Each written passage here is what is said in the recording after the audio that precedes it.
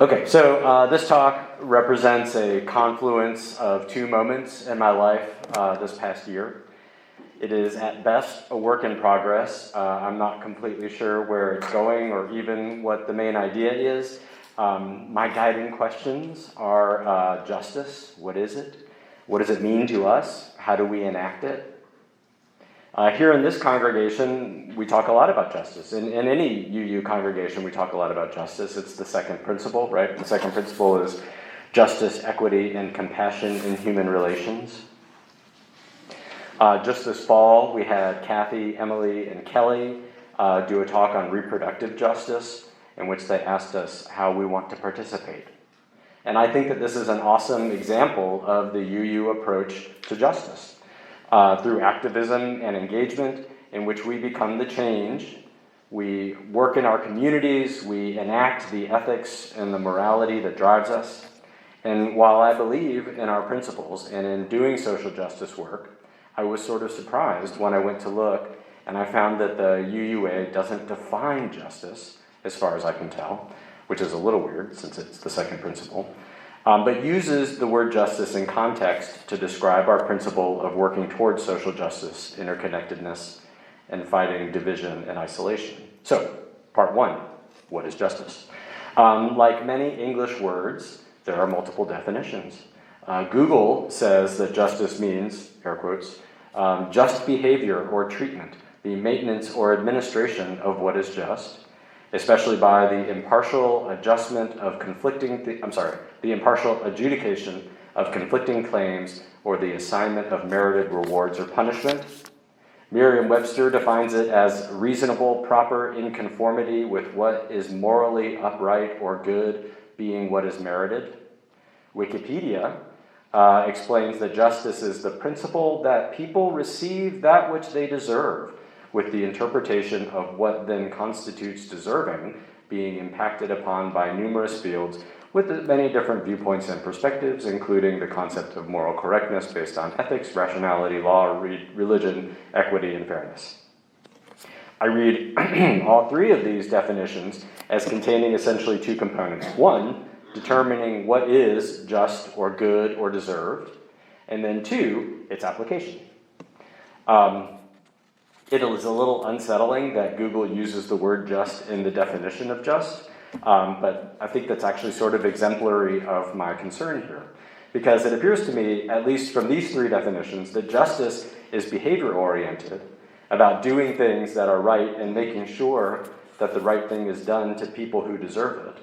But that right is defined variably, and that it has little to do with the ethics of the subject or the person being acted upon, except to the extent that some framework be applied to them. What I mean is that the person or entity who enacts justice is responsible for determining what is right or just, and what's troubling to me about these linguistic definitions is that they are elastic, and it's such that they can be shaped or warped to conform with a lot of different perspectives and goals.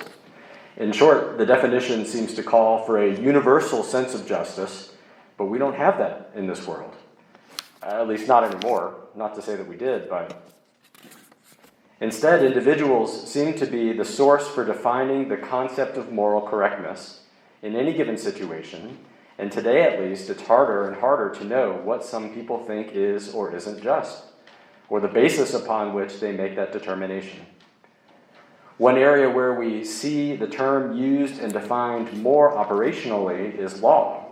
From the standpoint of the law, procedural and substantive justice are distinguishable from one another. Procedural justice refers to the equitable application of laws to all the people, while substantive justice refers to the creation of laws that are just.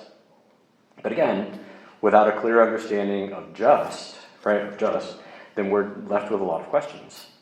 Presumably, just in a constitutional sense means that the ethical regime being applied is that articulated in the Constitution.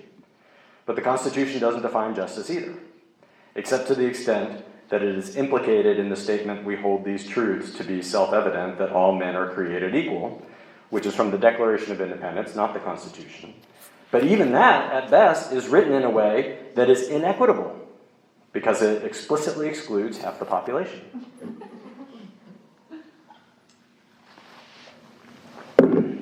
Ooh, that was loud. So, on one hand, the law appears to have a definition of justice that is designed for more consistent implementation, but it still seems problematically malleable to me, and, as we've seen in many instances lately, predicated on more tradition than on rules. So, part 2, where is justice? As I stated in the beginning of the talk, this talk emerged in 2 moments in my life over the last 6 months or so. The first moment was this summer, June 24, when the Supreme Court ruled in Dobbs versus Jackson Women's Health Organization, overturning 50 years of precedent and the federal government's protection of women's rights to reproductive health. The opinion written by Justice Alito held that abortion is not a constitutionally protected right, and that state governments, not women, have the right to exert control over reproductive choices and ultimately what goes on in women's bodies. The ruling, as Dr. Oz recently explained, positioned local political leaders preeminently over women attempting to make choices about their own health. While not surprised, a draft of this opinion was leaked a few months previously, and the versions were very similar. I found myself reeling intellectually and emotionally from this ruling. Intellectually, the ruling was just full of factual and textual errors and misstatements, in my opinion. And inexplicably, it is based on the idea that the Constitution only protects those rights which were permitted at the time of its ratification. I contend that such an interpretation of the Constitution will fail to protect us in contemporary society and in the future because things change and our laws should change to suit. I also contend that the Constitution was designed to be malleable precisely to avoid this kind of interpretation. If I'm being honest, though, I have to acknowledge that my emotional reaction was at least as strong as my intellectual problem with the ruling. While acknowledging that we live in Virginia, a state that has not yet ended reproductive rights, although there is going to be a bill banning abortion in the next legislative session, I looked across the dinner table at my wife, who with the stroke of a pen lost rights that she had had for her whole life, and just as importantly, lost control over her body. I looked at my daughter, who was 13 at that time, and could not help but imagine the tangible and consequential results an unwanted pregnancy could have on her in high school and college, in any context in which she was compelled to carry a child when she was not prepared to do so. Added to this is the horror of the Dr. Oz scenario, wherein some of our very own special Southwest Virginia politicians could be responsible for making my child's reproductive health choices. A scenario, I might add, that is likely coming to fruition here in Washington County when the Board of Supervisors changes the law or makes a resolution on us. I don't remember if it was that day or a subsequent day in which Annabelle offered to paint my nails, and I let her. I've been wearing nail polish ever since then as a form of quiet protest. It's silly. I acknowledge that it's silly, but it serves as a reminder to me at least. And I'm happy to explain it to people who ask, and you might be surprised about how many people ask me why I'm wearing nail polish. Maybe you wouldn't, I don't know. So where is justice, right? Right now, at least, it doesn't seem like it exists especially robustly in the creation or application of law. And this brings me to my second moment, which is later in the summer. I teach a course at Emory and Henry called Media Law and Ethics. And I found myself in an awkward position this summer. You see, the textbook that I have been using is a really good one in terms of its pedagogy. It's very effective in moving students through the curriculum. But it hasn't been updated since 2017. And so much about communications law has changed since 2017. Social and digital media have changed the communications landscape: selfies, sexting, canceling, BLM, Twitter, Snapchat, data breaches and leaks, election machines, hacking, fake news. The list goes on and on, right? So I can't use that book anymore. Actually, I think that a year ago, maybe I could have used that book. But this Supreme Court a court that some creative legal minds have termed the YOLO court, the You Only Live Once court, has had a tremendously consequential 2022 term. And that affected my course in two ways. First, because this court's approach to making and changing law is so different than previous courts that it's made teaching legal procedure very difficult. And second, by changing several foundational laws that I used to teach as gospel. For instance, here are just a few of the decisions this year that had consequences for communications law. Right? I used to be able to teach students that teachers and administrators in public schools were prevented from praying with students because it transgressed the separation of church and state by unfairly coercing children into religious practice. But in Kennedy versus Bremerton School District, somehow the court ruled that a teacher coach leading prayers for players at the center of a crowded football field is no longer legally problematic. I also used to be able to teach students that the government did not fund religious institutions, again in compliance with the Establishment Clause of the First Amendment. But in Carson versus Macon, the court ruled that excluding religious schools from a state tuition program is a violation of the free exercise of religion.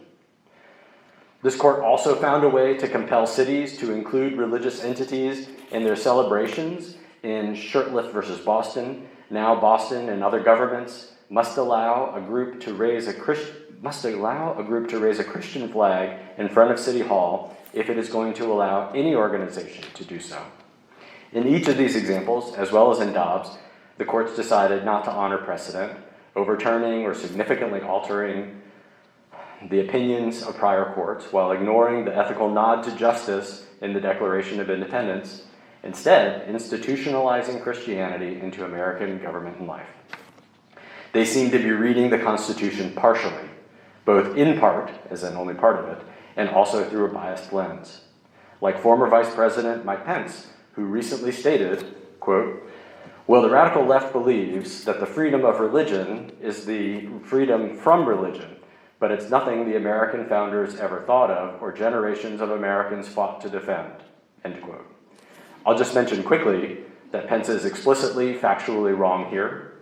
The Constitution explicitly protects both the free exercise of religion and the people from the establishment of religion by government. Part 3, sigh. How do you teach law when the Supreme Court is bent on undermining precedent and interpreting the Constitution through their narrow religious lens? How do we find and enact justice when justice is not to be found? Well, one thing that I was thinking is that a regular media law textbook is not going to do in my class any longer.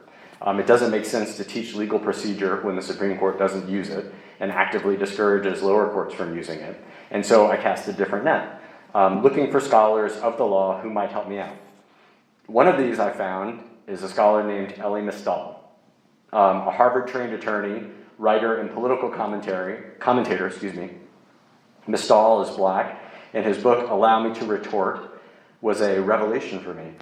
It got me thinking about justice in a whole different way.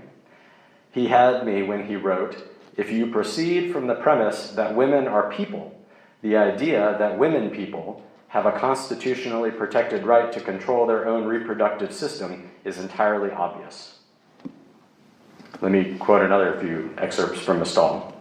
The Constitution was written by a collection of wealthy slave owners, wealthy colonizers, and wealthy anti-slavery white men who were nonetheless willing to compromise and profit together with the slavers and colonizers. At no point have people of color or women been given a real say in how it was written, interpreted, or amended. Another, many of the rules, rights, prohibitions, and concepts are actually pretty decent. He's referring to the Constitution. The problem is that they've never been applied to all of the people living here.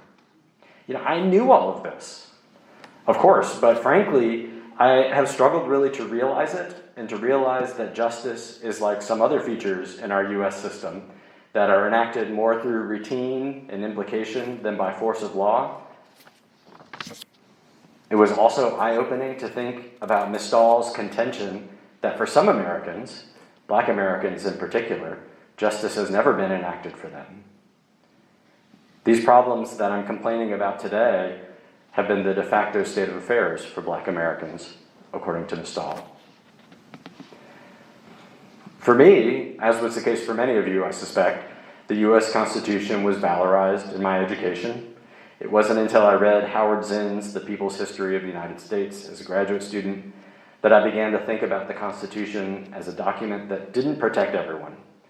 It wasn't until I started teaching law that I really realized that judges and justices are people, and that the laws that govern us are the product of those people and their ideologies as much as it is their legal minds. The other author that I'll be citing here is Dahlia Lithwick. Lithwick has a JD from Stanford University. She is the host of one of my favorite podcasts called Amicus. Her new book, Lady Justice, chronicles the lives and work of several women who have had an impact on the law. She notes that women were barred from the legal profession until relatively recently, and that it is only recently that women have developed the capacity to run law firms and practice on the same level as men. She writes, quote, "Even without access to power or prestige, American women have been on the front lines of every civil rights battle, from abolition to slavery, to equal suffrage, to race and gender equality. But to be on the front lines at a time in which women finally helm law practices and civil rights projects and sit on the bench is what makes this a different story, and a new one. Women lawyers not only hacked a pathway through the destabilizing policies and programs of the Trump era, but also set the stage for its demise." Another quote, "Justice itself demands a refusal to normalize the abhorrent, and women appear to mind being dismissed as histrionic less than men do." So, conclusion. I think the hardest thing about this for me is that it has hit me strongly, both emotionally and intellectually. It is a challenge intellectually, and as I have described above, but the hardest part for me has been the emotional toll, coupled with the fact that I feel like I have very little power to make it better. It seems increasingly like we're being led by people bent on exerting their radical religious beliefs over the rest of us. Honestly, all of this has me feeling depressed. To me, at least, it's been a tough summer to call myself an American. I felt this way before, following the invasion of Iraq in 1992 and again in 2003, for instance, or when we instituted the Muslim ban and built the wall. But now, on Tuesday, it looks like our Board of Supervisors is poised to make Washington County an anti-abortion county, or I guess in Tuesday in a month. You know, reading the Stahl and Lithwick is both upsetting and uplifting for me. Both of them are very critical of our legal and political systems. Neither wears rosy glasses or thinks for a moment that our system of justice has any natural inclination to protect them, and that's very distressing to me. But they both point, at least implicitly, towards the message or the methods of Unitarian Universalism as a way ahead. You know, Lithwick writes, "Justice itself demands a refusal to normalize the abhorrent." And that's exactly what I saw in this room several weeks ago when Emily, Kathy, and Kelly asked us what we'll do to protect reproductive rights and to protect those people who need it.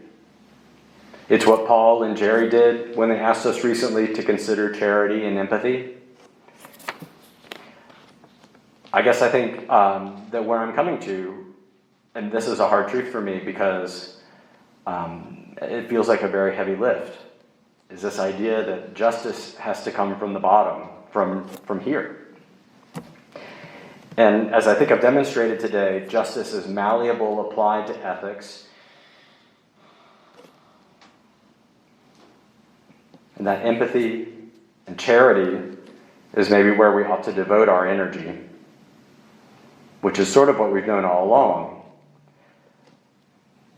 But to me, at least, this feels like a very incomplete answer. And that's all I have to say about it.